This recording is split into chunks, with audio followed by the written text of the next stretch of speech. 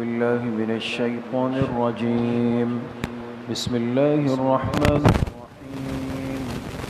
ومن يسلم وجهه إلى الله وهو محسن فقد استمسك بالعروة الوثقى وإلى الله عاقبة الأمور. ومن كفر فلا يحزنك كفره إلينا مرجعهم فننبئهم بما عملوا إن الله عليم بذات الصدور. نمتعهم قليلا ثم نضطرهم إلى عذاب غليظ. ولئن سألتهم من خلق السماوات والأرض ليقولن الله قل الحمد لله بل أكثرهم لا يعلمون. لله ما في السماوات والأرض ان اللہ هو الغنی الحمید. آپ حضرات کے سامنے تلاوت کی گئی ہے. گزشتہ کل کے درس میں یہ بات چل رہی تھی کہ اللہ پاک نے اس کائنات کی ہر چیز کو اپنے بندوں کے لیے مسخر فرما دیا. مسخر کے معنی ہے کہ مخلوق کو فائدہ پہنچانے کے لیے اللہ پاک نے ان کو کام میں لگا دیا. اب اس کائنات کا جتنا نظام چل رہا ہے، چاہے وہ زمینی ہے چاہے وہ آسمانی ہے، لیکن یہ انسان کسی نہ کسی ذریعے سے اس سے فائدہ اٹھا رہا ہے، مستفید ہو رہا ہے.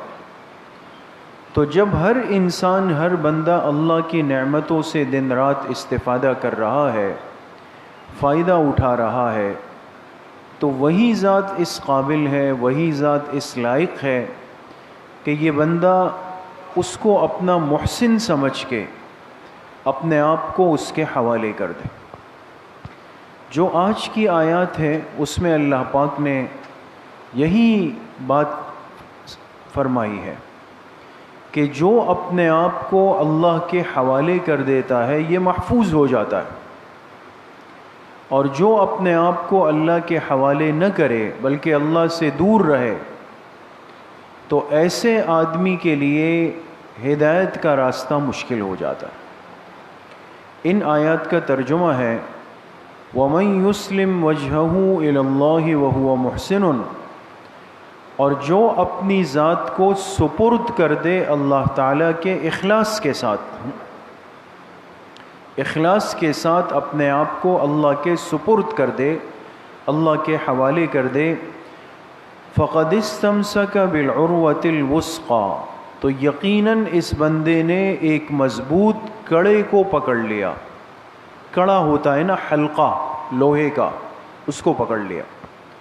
وَإِلَى اللَّهِ عَاقِبَةُ الْأُمُورِ، اور تمام معاملات کا انجام اور فیصلہ اللہ کے پاس ہے.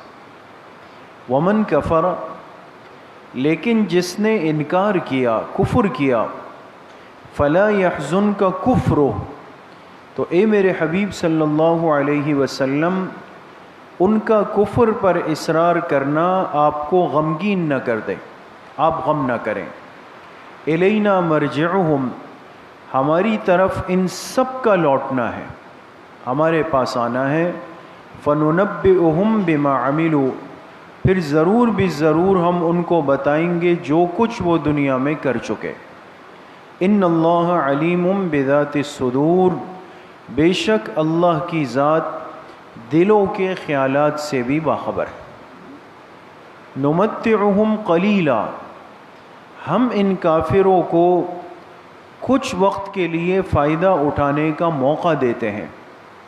ثم نضطرہم الی عذاب غلیظ، پھر آہستہ آہستہ ان کو کھینچ کر لے جائیں گے دردناک عذاب کی طرف. وَلَئِن سَأَلْتَهُمْ، اور اگر آپ ان لوگوں سے پوچھ لیں کہ من خلق السماوات والارض، کہ کس نے آسمانوں اور زمین کو پیدا کیا، لَيَقُولُنَّ اللَّهُ، تو ضرور بالضرور ان کا جواب ہوگا کہ اللہ نے. اس سے انکار نہیں کر سکتے، کہتے اللہ نے. قل، آپ کہہ دیجئے الحمدللہ، پھر تو تمام تعریفیں خاص ہیں اللہ ہی کے لیے. بل اکثرهم لا يعلمون، لیکن ان میں سے زیادہ تر لوگ اس حقیقت کو نہیں جانتے۔ للہ ما فی السماوات والارض، اللہ ہی کا ہے جو کچھ آسمانوں میں اور زمین میں ہے۔ ان اللہ هو الغنی الحمید، بے شک اللہ کی ذات ہی بے نیاز ہے، تعریفوں والی۔ تو ان آیات میں اللہ پاک نے دونوں طبقات کا ذکر فرمایا۔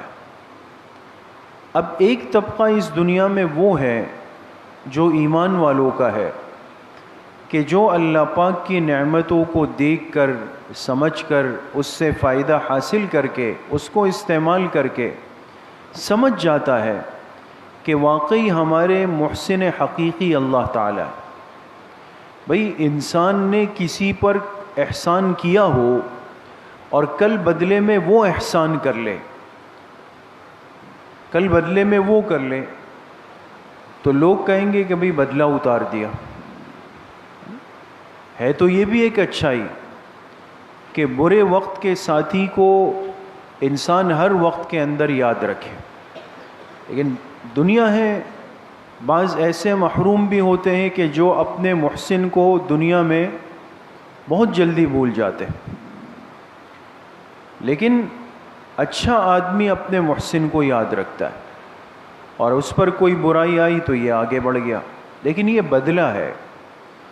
ایک ہوتا ہے کمال، کمال یہ ہے کہ آپ نے کسی کو نہ کبھی فائدہ پہنچایا، نہ اس سے کوئی بھلائی کی، خیر کی، کچھ بھی نہیں، نہ اس کا آپ سے کوئی رشتہ ہے نسبی خونی، کچھ بھی نہیں، لیکن آپ پر کوئی تکلیف اور آزمائش آئی اور اس نے آگے بڑھ کر آپ کا بھرپور ساتھ دیا، سہارا بن گیا آپ کا، تو آپ بتائیں انسان اس محسن کو کتنا یاد کرے گا، اس کی کتنی تعریف کرے گا، مرتے دم تک وصیت کرے گا کہ بھئی فلاں کو مت بلانا، اس نے برے وقتوں میں ہمارا ساتھ دیا تھا۔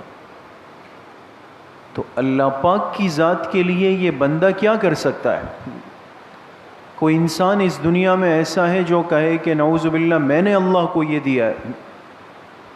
ساری مخلوق اور ساری دنیا مل جائے، حدیث پاک میں فرمایا نا آپ علیہ الصلاۃ والسلام نے کہ اگر ساری مخلوق مل جائے اور سب کو اللہ پاک ایک زبان دے دے اور یہ سب مل کر ایک وقت میں اللہ کی تعریف میں لگ جائے، تب بھی یہ اللہ کی بڑائی میں کوئی اضافہ نہیں کر سکتا، اس لیے کہ اللہ کی ذات کامل اور مکمل ہے۔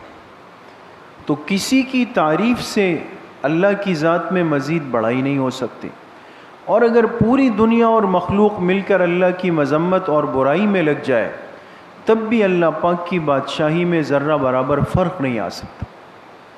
تو وہ تو کامل و اکمل ذات ہے۔ تو ہم نے اللہ کے لیے کیا کیا؟ کچھ بھی نہیں کیا، کچھ بھی نہیں، لیکن وہ کتنی مہربان ذات ہے کہ ہر بندے کو، چاہے وہ اس کو مانتا ہے نہیں مانتا، کتنے لوگ اس دنیا میں ایسے ہیں جو اللہ کے وجود کے بھی منکر ہیں، نعوذ باللہ، جو اللہ کو مانتے ہی نہیں، جو دہریے ہیں، وہ کہتے ہیں دنیا چل رہی ہے، نظام چل رہا ہے، یہ تو ایک مشین ہے، وہ کہتے ہیں چل رہا ہے، سب کچھ چل رہا ہے، لیکن ان کو بھی اللہ پاک کھلاتے ہیں، اور بعض دفعہ اللہ پاک ان کو اپنے ماننے والوں سے زیادہ کھلا دیتے ہیں تاکہ یہ جتنا ہے دنیا میں وصول کر لے، کل قیامت میں اس کے لیے بڑے عذاب تیار ہیں۔ تو ایمان والوں پہ تھوڑی مشکلات آتی ہے، اس لیے کہ ان کے لیے اللہ نے آخرت رکھی ہے، جنت رکھی ہے ان کے لیے۔ تو ایسی ذات جس نے ہر وقت اپنے بندوں کو اپنی نعمتوں میں ڈبو کر رکھا ہوا ہے، اس کا حق کیا ہے؟ امام المفسرین حضرت مولانا احمد علی لاہوری رحمۃ اللہ علیہ نے اپنے ترجمے میں لکھا ہے، اس آیت کا خلاصہ فرمایا، اس آیت میں اللہ پاک یہ فرمانا چاہتے ہیں کہ میرا بندہ اپنے آپ کو کلی طور پر میرے حوالے کر دے، وہ میرا ہو جائے، اور جب یہ میرا ہو جائے گا تو پھر میں کیا کروں گا؟ میں اس کو عروۃ الوثقی دے دوں گا۔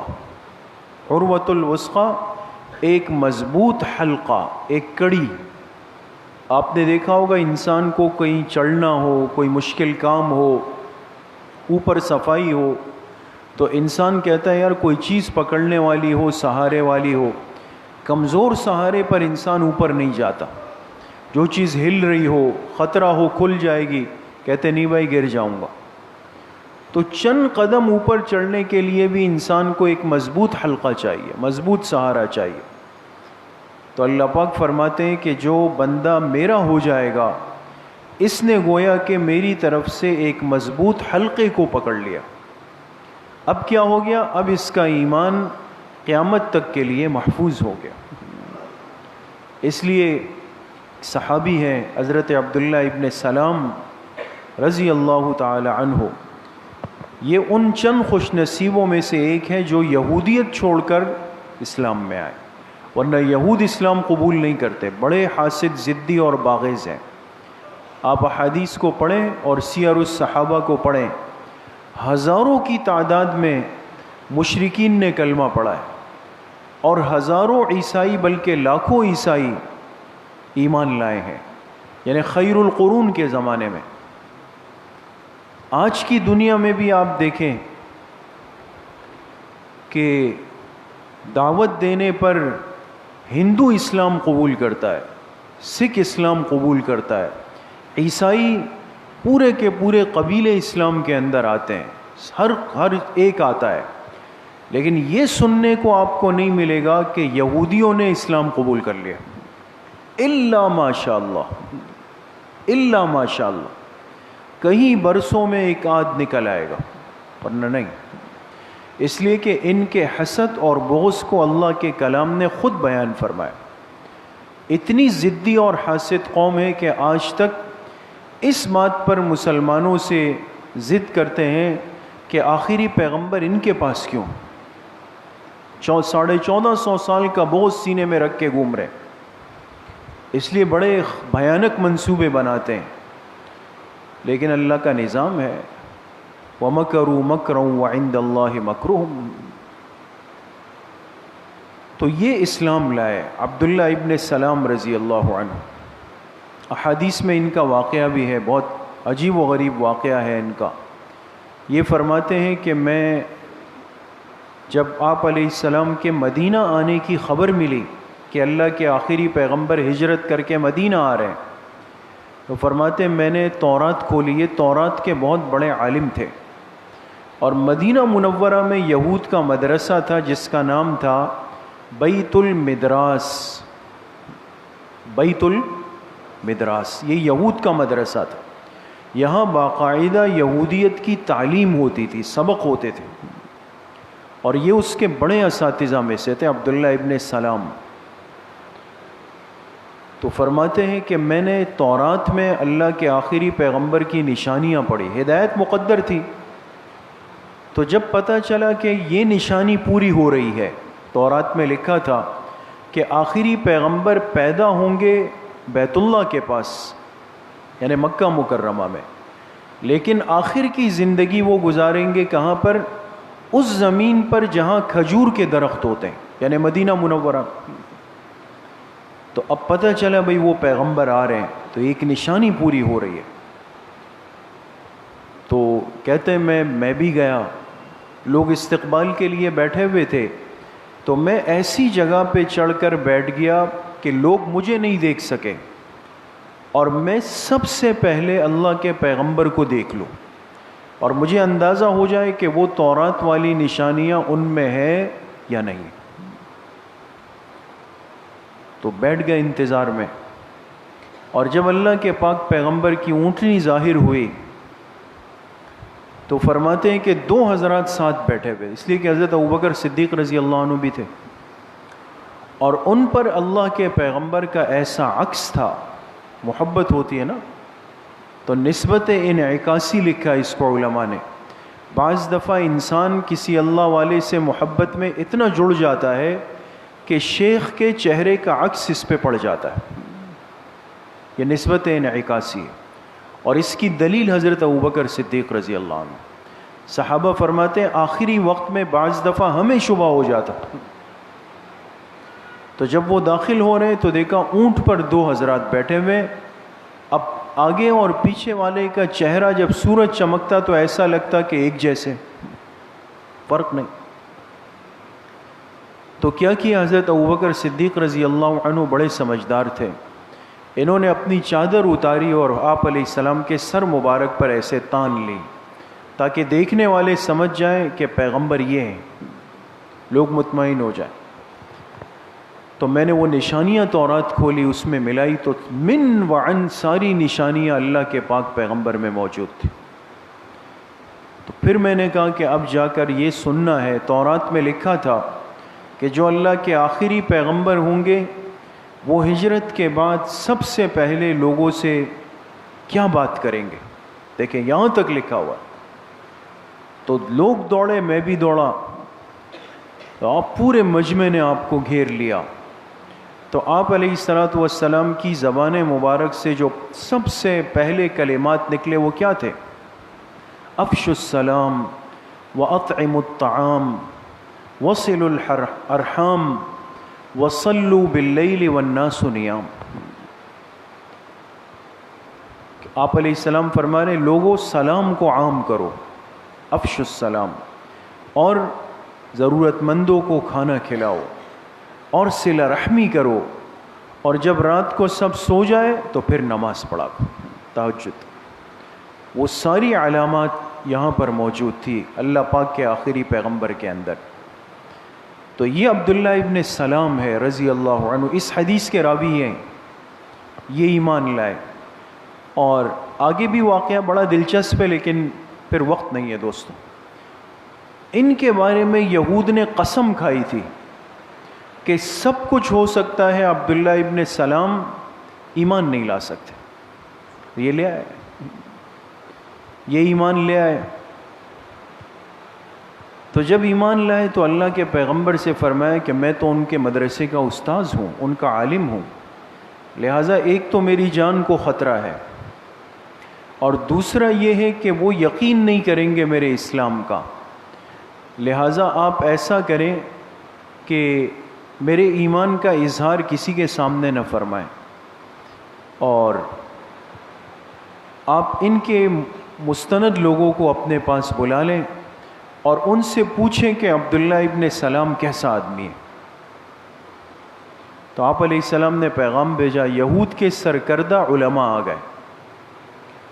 جب آ کے بیٹھ گئے تو عبداللہ ابن سلام اندر کے کمرے میں چھپ گئے، کان لگا کے سن رہے. آپ علیہ السلام نے پوچھا کہ بھئی میں عبداللہ ابن سلام کیسے آدمی ہے؟ ان کو تو نہیں پتا بھی. تو کہنے لگے سیدنا وابن سیدنا احبنا وابن احبنا. کہنے لگے وہ تو ہمارے سردار ہیں اور سردار کے بیٹے ہیں، ہمارے محبوب ہیں اور ہمارے محبوب کے بیٹے ہیں. حدیث میں لمبے الفاظ ہیں، بڑی تعریفوں کے پل باندھے انہوں نے. تو آپ علیہ السلام نے فرمایا کہ اگر یہ شخص میرے لائے ہوئے دین کو قبول کر لے، کہا واللہ یہ کبھی نہیں ہو سکتا کہ عبداللہ ابن سلام اسلام لائے، یہ ہو ہی نہیں سکتا. اور اندر عبداللہ ابن سلام رضی اللہ عنہ نے سنا تو وہ باہر آ گئے. یہ لوگ بھی ان کو جھٹکا لگا کہ یہ کیا ہو گیا. تو جب وہ باہر آئے تو سب کے سامنے کہا اشہد ان لا الہ الا اللہ واشہد ان محمدا عبدہ ورسول. اب جب یہ سنا تو کہنے لگے ارذلنا وابن ارذلنا. وہی لوگ ہیں جو ابھی تک کہہ رہے تھے نا ہمارے سردار اور سردار کے بیٹے. جب کلمہ سنا تو کیا کہا ارذلنا وابن ارذلنا. کام میں سب سے بڑا ذلیل آدمی یہ ہے اور ذلیل آدمی کا بیٹا یہ ہے، نعوذ باللہ. تو بغض تھا ان میں بہت زیادہ. تو اصل بات جو اس آیت کی نسبت سے عرض کرنی تھی کہ عبداللہ ابن سلام رضی اللہ عنہ نے خواب دیکھا. ایک خواب دیکھا رات کو، اور خواب یہ دیکھا کہ ایک ستون ہے، ایک پلر ہے، اور اس پر یہ چڑھ کے اوپر چلے گئے. اور جب اوپر پہنچتے ہیں تو دیکھتے ہیں لوہے کا ایک کڑا، ایک حلقہ آیا اوپر سے ان کے قریب، اور انہوں نے اس کو پکڑا اور وہ حلقہ ان کو اپنے ساتھ لے گیا. حیران ہو گئے، خواب سمجھ نہیں آیا۔ صبح جناب نبی کریم صلی اللہ علیہ وسلم کا معمول تھا کہ فجر کی نماز کے بعد آپ پوچھتے تھے صحابہ سے کہ کسی نے کوئی خواب دیکھا ہے تو بیان کرے، اور اگر آپ نے خود دیکھا ہوتا تو وہ بھی بیان کرتے۔ یا فجر ہوئی، فرماتے ہیں کہ میں کھڑا ہوا اور میں نے کہا کہ میں نے خواب دیکھا ہے کہ ایک ستون ہے، میں اس پہ اوپر گیا اور پھر ایک لوہے کا حلقہ آتا ہے، میں اس کو پکڑ لیتا ہوں، اب پتہ نہیں یہ کیا ہے۔ آپ علیہ الصلاۃ والسلام نے فرمایا خوش ہو جاؤ عبداللہ، اللہ نے آپ کو بشارت دی کہ آپ کا ایمان قیامت تک کے لیے محفوظ ہوگا، اس لیے کہ عروۃ الوثقی کو آپ نے پکڑ لیا، مضبوط حلقے کو، مضبوط کڑے کو پکڑ لیا۔ تو یہ اللہ پاک کا وعدہ ہے کہ جو اپنی زندگی میں اپنے آپ کو اللہ پاک کے حوالے کر دیتا ہے تو اس کے ایمان کو اللہ اتنا مضبوط کر دیتے ہیں جیسے لوہے کی ایک کڑی ہوتی ہے، لوہے کا ایک حلقہ ہوتا ہے، اور پھر اس کے ایمان کی حفاظت کے اسباب اللہ پاک خود پیدا فرما دیتے۔ اللہ کریم مجھے بھی آپ سب کو صحیح عمل کی توفیق نصیب فرمائے۔ بھئی ایک اعلان سن لیں، انشاءاللہ کل عصر کی نماز کے بعد ہمارے ہاں ایک عالم تشریف لائیں گے اور ان کا بیان ہوگا انشاءاللہ سیرت کی نسبت سے۔ خطیب ہیں، اللہ پاک نے بڑی صلاحیتوں سے نوازا ہے، تو آپ تمام احباب سے یہ درخواست ہوگی کہ کل عصر کی نماز میں یہاں پہنچنے کا اہتمام فرمائیں۔ اور پھر مغرب کے بعد تو آپ حضرات جانتے ہیں کہ تاریخ اسلام کا سلسلہ چلتا ہے، اس میں بھی ساتھیوں کو سہولت ہو تو اس میں بھی شرکت فرمائیں۔ الحمدللہ رب العالمین والصلاة والسلام علیہ